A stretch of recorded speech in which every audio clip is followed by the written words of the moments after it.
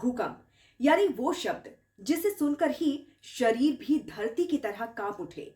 भूकंप की आहट, भूकंप की दहशत, भूकंप की फितरत, भूकंप की भविष्यवाणियां कभी कम नहीं होंगी। भूकंप आते रहेंगे और लोगों की जिंदगियां दहलाते रहेंगे।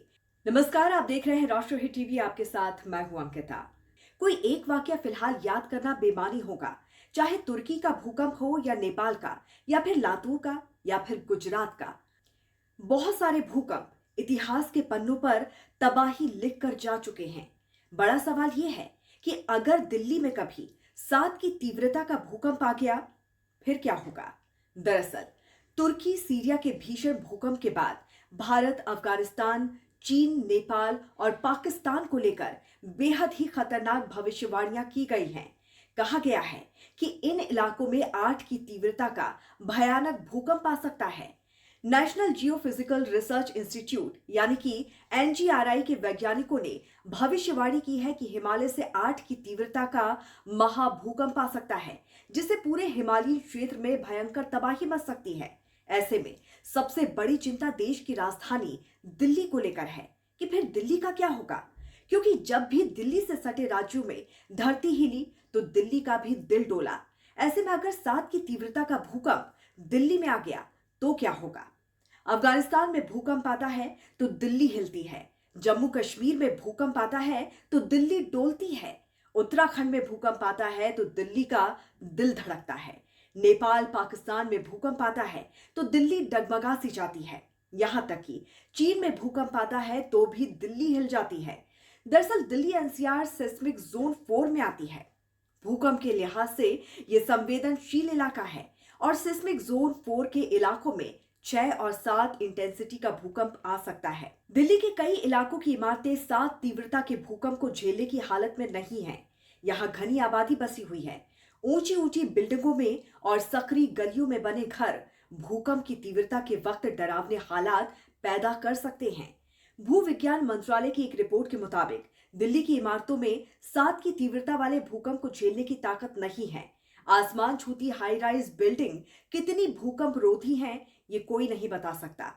अब आपको सिस्मिक हजार्ड माइक्रोजोनेशन की एक रिपोर्ट के बारे में बताते हैं, जिसका कहना है कि दिल्ली में यमुना नदी से सटे इलाकों में भूकंप भयावह साबित हो सकता है। ये इलाके हैं सबसे ज्यादा खतरे वाले जोन में दिल्ली यूनिवर्सिटी का नॉर्थ कैंपस, सरिता विहार, गीता कॉलोनी, शकरपुर, पश्चिम विहार, वजीराबाद, रिठाला, रोहिणी, जहांगीरपुरी, बवाना, करोलबाग, जनकपुरी। तो दूसरे सबसे बड़े खतरे वाले जोन में इंदिरा गांधी इंटरनेशनल एयरपोर्ट, बुराड़ी और नजफगढ़ शामिल हैं, जबकि दिल्ली का लुटियन जोन भी हाई रिस्क वाला इलाका है। यहाँ संसद भवन, कई मंत्रालय और मंत्रियों के आवास हैं, लेकिन यहाँ खतरा उतना नहीं है। हालांकि दिल्ली में भूकंप के हालातों को लेकर दिल्ली हाई कोर्ट ने कहा था कि सरकार दिल्ली में इमारतों की भूकंपीय स्थिति की जांच रिपोर्ट पेश करे। विशेषज्ञों की माने तो 7 की तीव्रता के भूकंप आने से दिल्ली की इमारतें जबीदोज हो जाएंगी। विशेषज्ञों का मानना है कि दिल्ली एनसीआर में 80% इमारतों को 7 की तीव्रता के भूकंप के झटके सहने की ताकत नहीं है। दिल्ली में 32 लाख इमारतें हैं, जिनमें 90% अनाधिकृत हैं। सैकड़ों अनाधिकृत कॉलोनियां हैं, जहां 5 मंजिले मकान सकरी गलियों में बने हुए हैं, जिनको बनाने में भूकंप से जुड़ी सावधानियों का कतई ध्यान नहीं रखा गया। उन सकरी गलियों में बुनियादी सुविधाएं जैसे कि बिजली, पानी, सड़क की अभी बुरे हाल में हैं।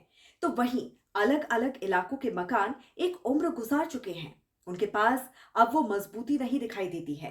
तो ये स्थिति है दिल्ली को लेकर। अब आप जरा इन बातों का ध्यान रखें कि भूकंप आने पर क्या करें और क्या ना करें।